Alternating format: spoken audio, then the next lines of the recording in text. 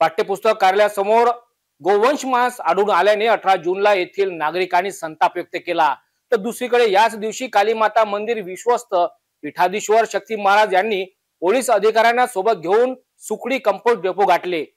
Compost डेपोत सुद्धा गोवंश मांस मनपा स्वच्छता अभियान ट्रक मध्ये आणीत असल्याची माहिती मिळाल्याने शक्ती महाराज यांनी ट्रकची पाहणी केली।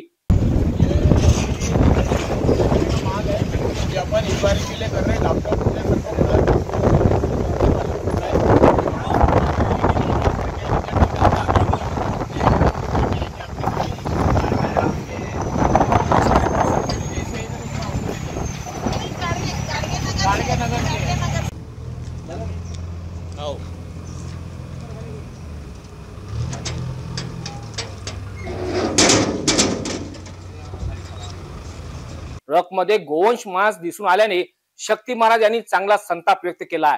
यावेळी कारवाईची सुद्धा मागणी व्यक्त केली आहे।